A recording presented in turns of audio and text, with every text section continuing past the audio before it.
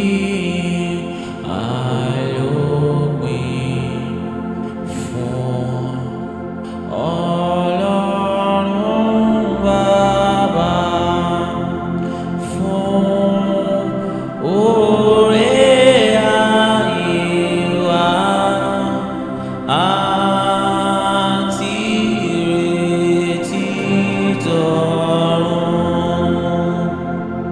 Ó rán ọmọ rẹ̀ àyànfẹ́ láti kú fún ẹ̀ṣẹ̀ ayé, láti kú fún ẹ̀ṣẹ̀ ayé.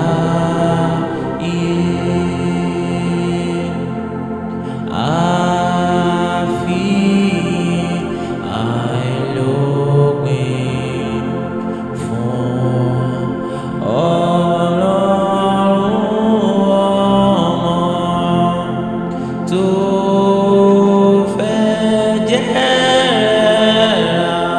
wa kúrò nínú ègbé.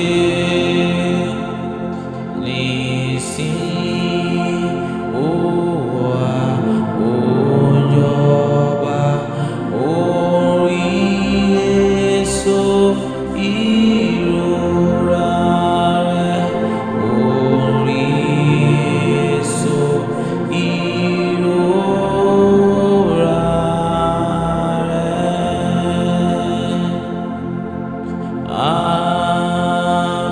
Af'Iyin Ailopin fún Ọlọ́run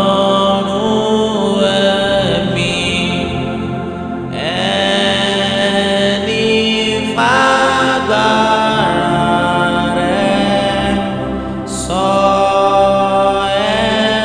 ẹlẹ́ṣẹ̀ dáyé.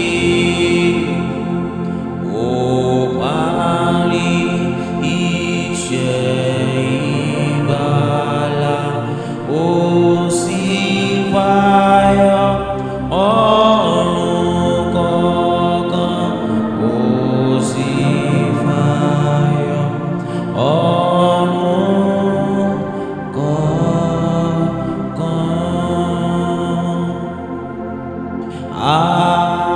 Afọlá Ailopin fún Olódùmarè, wọ́n ológo mẹ́ta, ṣùgbọ́n kan ṣoṣo. Bó ti ju ìmọ̀ wa lọ ni a ó máa fi gbàgbọ́ yìn ọ́, a ó máa fi gbàgbọ́ yìn ọ́.